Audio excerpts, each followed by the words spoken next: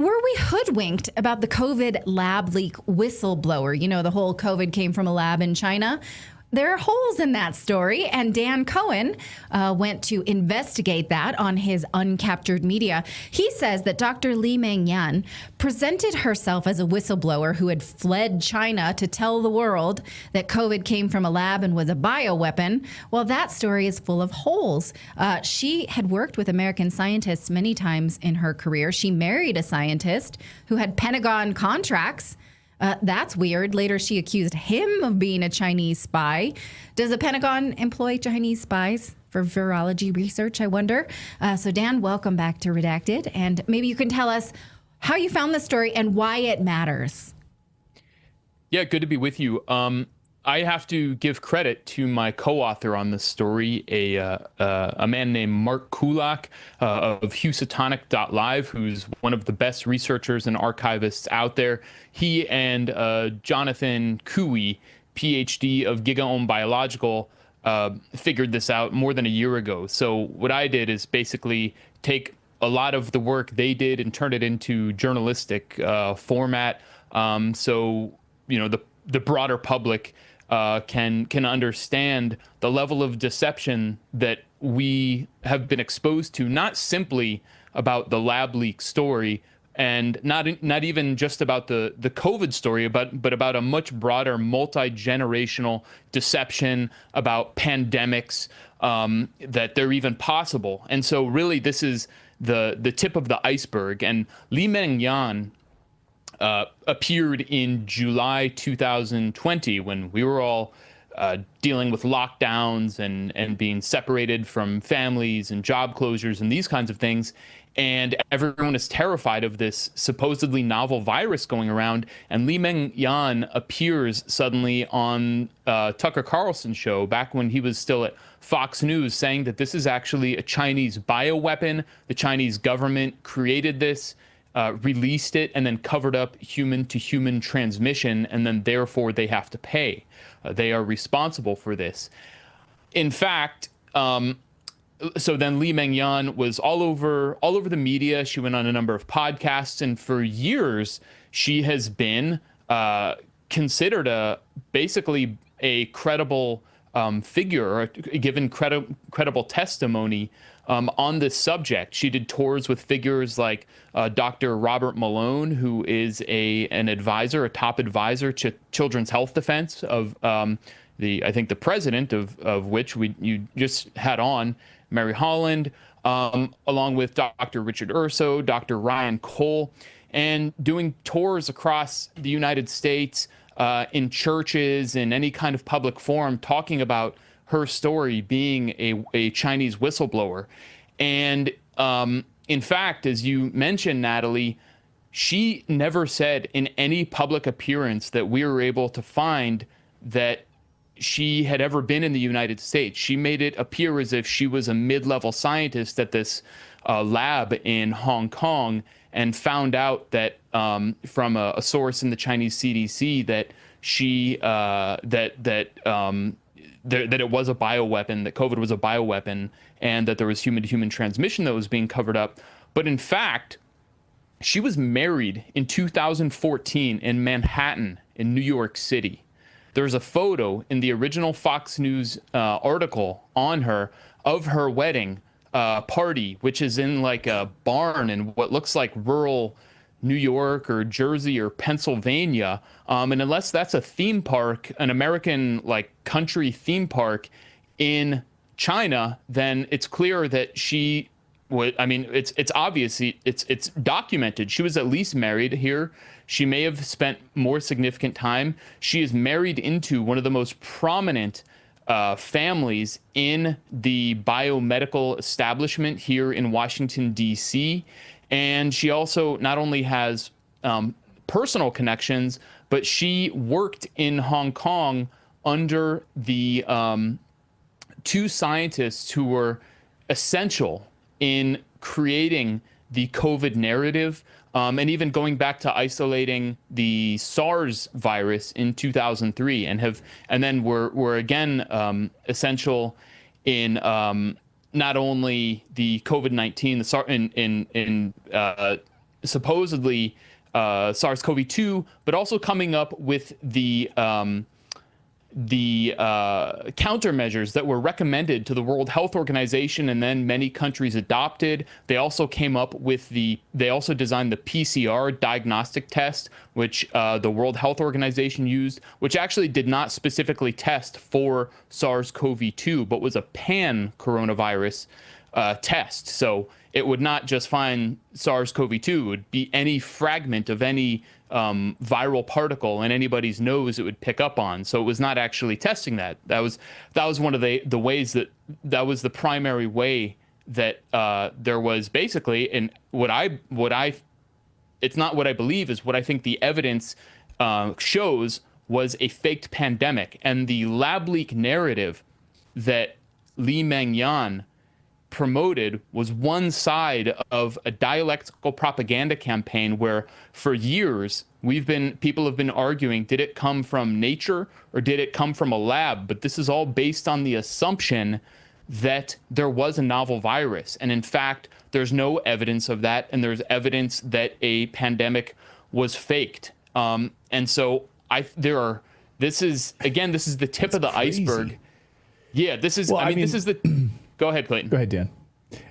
No, it's the tip of the iceberg. Go ahead. I didn't mean to interrupt. I'm just. Well, this is the tip of the iceberg in the sense that there is this deception that, everyone thinks it's lab leak now. And everyone thinks it came from a lab.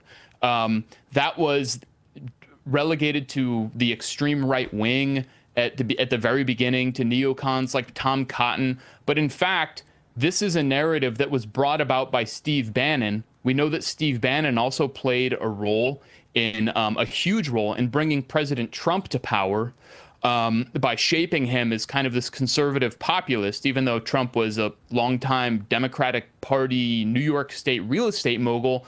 And then Bannon brings in this doctor who has an obviously faked story and has omitted key aspects of it. And then the story goes from Trump quickly adopts it, Tom Cotton, Ted Cruz, faux populist right-wing figures and neoconservatives who have an axe to grind with China. And Steve Bannon was on the payroll of a guy named Miles Guo, who is a fugitive billionaire from China who is dead set on overthrowing the Chinese government.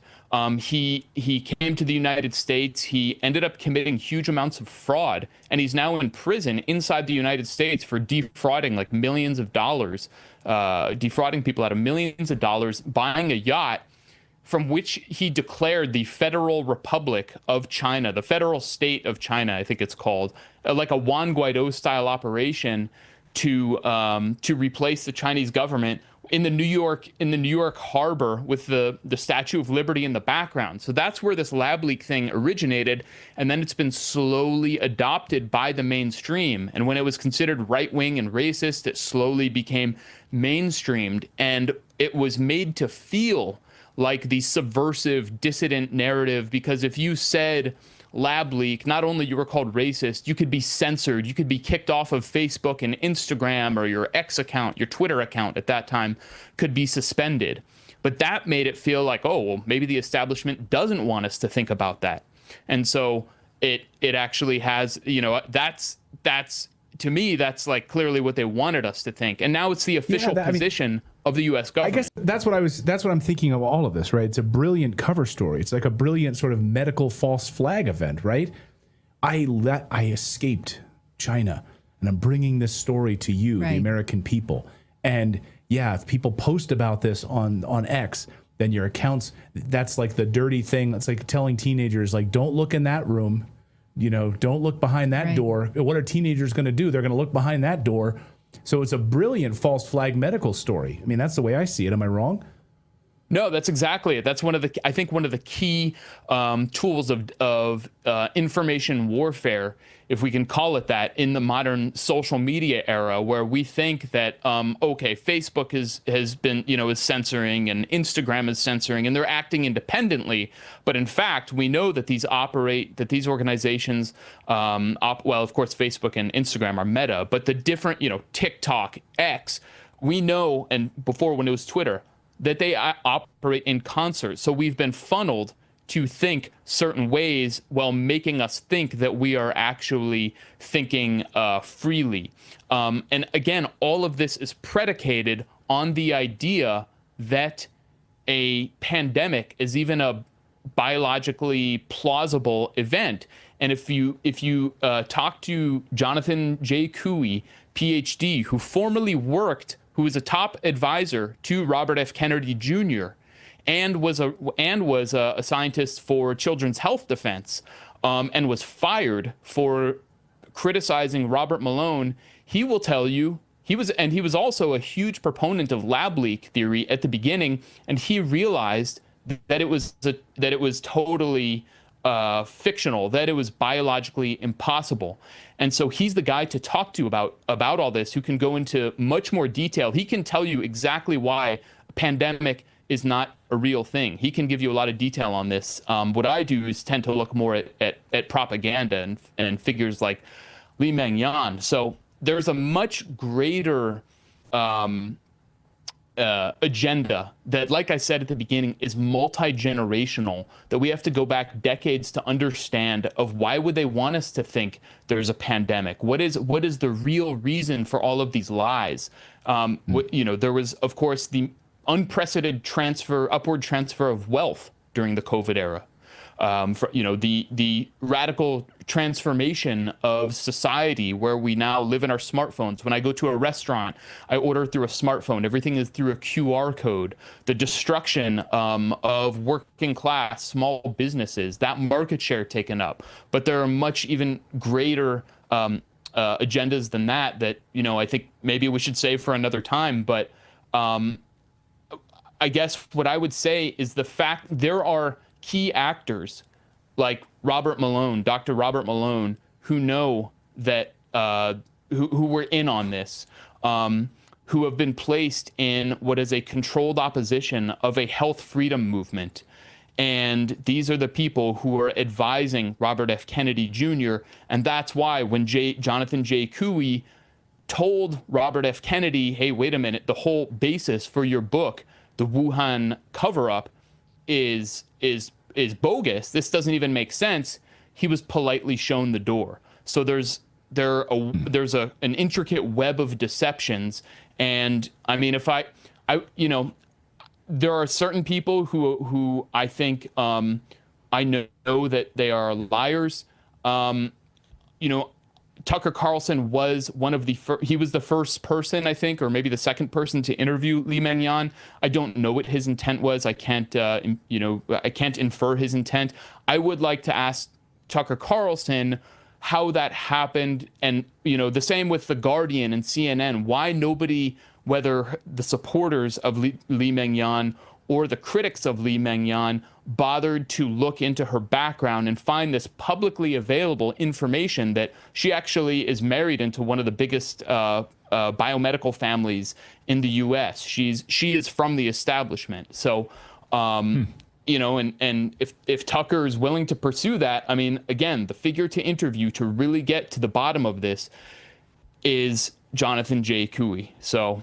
Yeah, I've watched the videos that you sent, and you can find that more on Uncaptured Media. Dan is a dog with a bone over this because he's not having it. If we're going to, argue this in a bipartisan way, lab leak, not lab leak, real or not real, it's a distraction from the pharmacratic state, I think, is where you're going with this. So thank you for bringing us this story. Thank you, Dan. Joining us from the swamp of D.C. How hot is it there in D.C. right now? Oh my God, it's like we're dying in our studio right now. It's hot as balls. Yeah, there was like a horrible period where it was like 98, 99 degrees in total humidity here. But for some reason, these last few days, we've been blessed with like relatively cool weather. So I'm just trying to not jinx it. Relatively. In the dog days of summer in the Washington, D.C. swamp. Yeah, exactly. Dan, great to see you as always. Thank you so much. And check out Uncaptured Media, where Dan does all of his great work. Great journalist. Thank you, Dan. Thanks so much.